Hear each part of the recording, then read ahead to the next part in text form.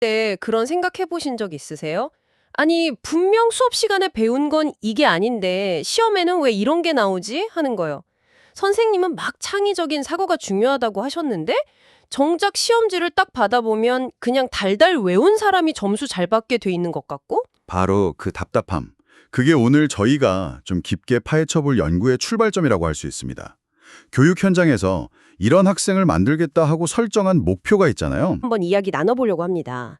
특히 정합성이라는 개념하고 또 지식의 깊이라고 하는 DOK, 이게 아주 흥미로운 분석 도구더라고요. 네, 맞습니다. 이 연구 자체는 중학교 국어과를 대상으로 했지만요. 사실 여기서 던지는 질문은 우리 모두의 교육 경험에 다 맞닿아 있어요. 우리가 받는 교육이 정말로 깊이 있는 사고력을 길러주는 방향으로 가고 있는 건지 아니면 겉모습만 그럴듯하게 따라가고 있는 건 아닌지 그 속사정을 한번 들여다보는 시간이 될 겁니다. 좋습니다. 그럼 먼저 용어부터 좀 친숙해져야 할 것 같은데요. 정합성이라는 말이 사실 일상에서 자주 쓰는 단어는 아니잖아요. 이게 교육에서는 정확히 어떤 의미로 쓰이는 건가요? 아, 교육을 움직이는 세 개의 큰 바퀴가 있다고 생각하시면 좀 쉬워요. 세 개의 바퀴요? 네. 첫째는 무엇을 가르칠까 하는 교육 과정, 즉 목표가 있고요. 그걸 실제로 가르치는 수업, 그리고 마지막으로 제대로 배웠나 확인하는 평가. 이 세 가지가 있죠. 이 세 바퀴가 삐걱거리지 않고 같은 방향으로 잘 굴러가는 상태. 이걸 점합성이 높다. 이렇게 말합니다. 아하, 세 바퀴가 한 방향으로 가야 한다는 거군요. 이거 자동차로 비유하면 재밌겠는데요. 내비게이션에 찍은 목적지, 이게 교육 과정이고, 제가 실제로 운전하는 방향이 수업, 그리고 도착해서 확인하는 주소가 평가. 이게 전부 일치해야 제대로 도착한 거잖아요. 어느 하나라도 틀어지면 엉뚱한 곳에 가 있겠죠? 와, 아주 딱 맞는 비유입니다. 특히 2015 개정 교육과정부터는 미래 사회에 필요한 핵심 역량을 길러주는 걸 굉장히 중요하게 생각했거든요. 네, 역량 중심 교육 많이 들어봤어요. 네, 단순히 지식을 아는 걸 넘어서서 그 지식으로 뭘 할 수 있는지를 보겠다는 거죠. 그러니 이 정합성이 훨씬 더 중요해진 셈이에요. 역량을 제대로 평가하려면 수행평가가 중요해지는데 그 수행평가가 원래 목표랑 얼마나 잘 맞는지가 관건이 된 겁니다. 바로 여기서 정말 재밌는 개념이 등장하더라고요. 지식의 깊이, DOK 말이죠. 이게 단순히 문제의 난이도랑은 다른 거라고요. 전 이 부분이 정말 중요하게 느껴졌어요. 네, 많은 분들이 헷갈려 하시는 지점인데 아주 핵심적인 차이가 있습니다. DOK는 문제가 어렵냐 쉽냐, 즉 난이도를 따지는 게 아니에요. 그 문제를 풀기 위해서 얼마나 복잡하게 생각해야 하는가 하는 사고의 복잡성을 보는 거죠. 사고의 복잡성이요? 네, 예를 들어서 아무도 모를 법한 아주 희귀한 역사적 인물의 출생 연도를 묻는 문제. 이거 엄청 어렵잖아요. 난이도는 높죠. 그렇죠. 맞히기 힘들죠. 하지만 사실 생각의 과정은 그냥 기억을 끄집어내는 것뿐이잖아요. 그럼 DOK 수준은 낮다고 보는 겁니다. 와, 그거 정말 신선한데요. 어렵다고 무조건 좋은 문제가 아니라는 거네요. 그럼 그 사고의 복잡성이라는 건 어떻게 단계가 나뉘나요? 이 연구에서는 DOK를 크게 4단계로 나눠요. 첫 번째 1단계는 회상입니다. 회상? 네, 말 그대로 외웠던 사실, 단어 뜻, 공식 같은 걸 그냥 기억해서 답하는 수준이에요. 이 작품의 작가는 누구인가 같은 질문이 딱 여기 해당하죠. 거의 뭐 기억력 테스트네요. 그럼 2단계는 그냥 기억만 해선 안 되는 거겠군요. 그렇죠. 2단계는 기능이나 개념 단계라고 부르는데요. 이제 배운 걸 좀 써먹어야 해요. 정보를 분류하거나 두 가지를 비교하거나 원인과 결과를 설명하는 것처럼요. 아, 머릿속에서 정보를 한번 가공하는 과정이 필요하군요. 네, 맞습니다. 예를 들어 소설 속 두 주인공의 성격을 비교해서 설명해 보세요 같은 과제가 2단계에 속합니다. 슬슬 머리를 쓰기 시작하는 단계군요. 듣다 보니 3단계는 훨씬 더 복잡해질 것 같은데요? 네, 3단계부터는 전략적 사고가 필요합니다. 여기서부터 진짜 고차원적인 생각의 영역으로 들어가요. 단순히 비교하는 걸 넘어서 자기 나름의 근거를 대고 추론하고 계획을 세워야 하죠. 아, 정답이 딱 하나로 정해져 있지 않은 경우가 많겠네요. 바로 그겁니다. 이 글의 주장을 요약하고 그 주장을 뒷받침하는 근거를 글 안팎에서 찾아 논리적으로 제시하시오 같은 문항이 대표적입니다. 내용을 이해하는 걸 넘어서 자신만의 논리를 만들어야 하니까요. 와, 4단계는 대체 어느 정도 수준인 거죠? 상상이 잘 안 가는데요? 마지막 4단계는 확장된 사고라고 불리는 최고 수준의 단계입니다. 여러 가지 자료나 지식을 막 융합해서 완전히 새로운 걸 만들어내거나 아주 긴 시간에 걸쳐서 복잡한 프로젝트를 수행하는 거예요. 프로젝트요? 네. 예를 들어 우리 동네 환경 문제에 대해 여러 관점의 자료를 조사하고 분석해서 실행 가능한 해결책을 담은 보고서를 작성하시오. 같은 과제죠. 배운 걸 현실 세계의 문제랑 연결해서 새로운 가치를 만드는 단계라고 보시면 됩니다. 듣고 보니 1단계랑 4단계는 요구하는 생각의 차원이 아예 다르네요. 결국 교육과정의 목표, 즉 성취 기준이 DOK 3수준인 전략적 사고를 요구한다면 학생들을 평가하는 시험 문제도 똑같이 DOK 3수준으로 내야 진짜 정합성이 맞는다고 할 수 있겠군요. 바로 그겁니다. 가르치겠다는 목표와 평가하는 잣대의 눈높이가 같아야 한다는 거죠. 와, 이 DOK라는 렌즈 정말 유용한데요. 이걸로 실제 우리 중학교 국어 수업을 들여다보면 어떤 모습이 보일지 정말 궁금해지네요. 연구에서는 2015 개정 교육과정의 중학교 국어과 성취 기준 46개랑 실제 학교에서 선생님들이 만든 수행평가 문항 132개를 비교 분석했던데 결과가 어땠나요? 전체적인 결과를 한마디로 요약하면 보통 수준이었습니다. 분석한 수행평가 문항의 약 68.9%가 관련된 성취 기준과 DOK 수준이 같거나 오히려 더 높게 나온 걸로 분석됐어요. 68.9%면 거의 70% 가까이 되니까 나쁘지 않은 수치 같은데요. 언뜻 보기에는 그래도 목표랑 평가가 어느 정도는 잘 맞춰가고 있다고 볼 수 있는 거 아닌가요? 네, 총점만 보면 그렇게 생각할 수 있죠. 하지만 국어라고 해도 그 안에 듣기, 말하기, 읽기, 쓰기, 문학, 문법처럼 분야가 굉장히 다양하잖아요. 연구진이 이 영역들을 따로 떼어서 분석해봤더니 여기서 아주 흥미로운 결과가 나왔습니다. 영역별로 차이가 컸군요. 어떻게 달랐나요? 우선 읽기와 쓰기 영역은 정합성이 높음 수준으로 아주 좋게 나왔어요. 읽기랑 쓰기는 좋았군요. 네, 아무래도 글을 읽고 이의 의미를 파악하거나 직접 글을 쓰는 활동 자체가 복잡한 사고를 요구하는 경우가 많다 보니 목표와 평가가 잘 맞아떨어진 거죠. 문학이나 듣기 말하기는 전체 평균과 비슷한 보통 수준이었고요.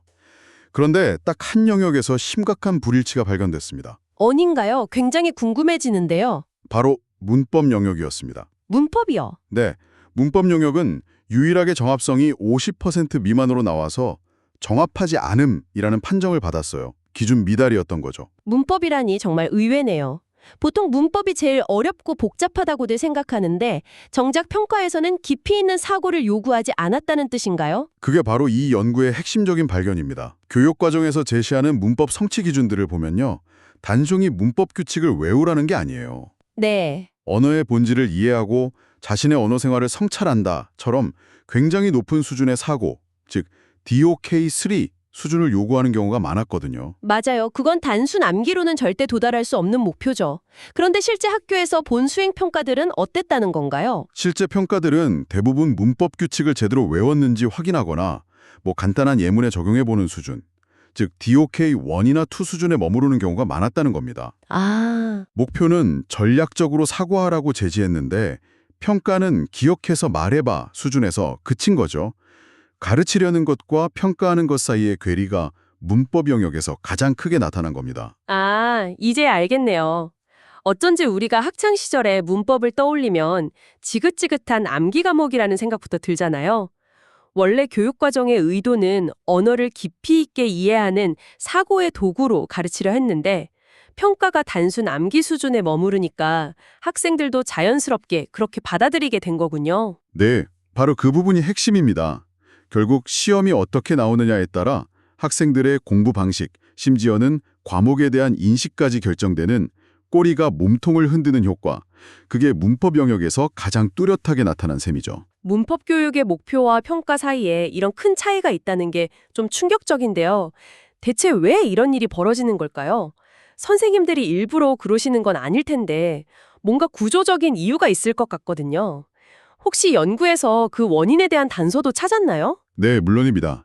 연구진이 분석에 참여했던 교사, 또 평가 전문가들과 심층 면담을 통해서 그 이유를 파고들었어요. 크게 보면 교사 개인의 문제일 수도 있고 아니면 학교나 시스템 같은 외부 환경 탓일 수도 있더라고요. 먼저 교사 개인에게서 비롯된 요인들부터 들어보고 싶네요. 첫 번째는 성취 기준에 대한 인식 차이를 들 수 있어요.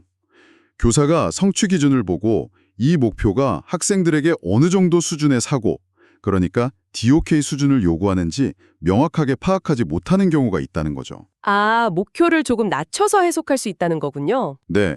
예를 들어 성취 기준에는 탐구한다처럼 고차원적인 동사가 쓰여 있는데 이걸 관련 지식을 할명할 수 있다 정도로 해석해서 DOK 수준이 낮은 평가 문항을 만들게 될 수 있다는 겁니다. 두 번째 요인은 훨씬 더 현실적으로 들리는데요. 평가의 편의성 문제요. 맞습니다. 솔직히 말씀드리면 DOK 3, 4 수준의 고차원적인 수행평가 문항은요. 만들기도 정말 까다롭고 채점은 몇 배는 더 힘들어요. 그렇죠. 학생들마다 답이 다 다를 테니까요. 네, 그걸 일관된 기준으로 점수를 매기려면 시간과 노력이 엄청나게 들어가거든요. 반면에 정답이 딱 정해진 DOK 1 수준의 평가는 채점하기가 훨씬 수월하죠. 이런 현실적인 이유 때문에 채점이 쉬운 쪽을 선호하게 되는 경향이 있다는 분석입니다. 솔직히 그건 이해가 가네요. 제가 만약 교사라도 한 반에 30명씩 되는 학생들의 각기 다른 서술형 답안을 일일이 분석해서 채점해야 한다면 정말 막막할 것 같아요. 결국 교사 개인의 의지만으로는 해결하기 어려운 문제일 수도 있겠네요. 그럼 외부 요인에는 어떤 것들이 있었나요? 가장 먼저 꼽힌 건 학생들의 학업 수준에 대한 고려였습니다.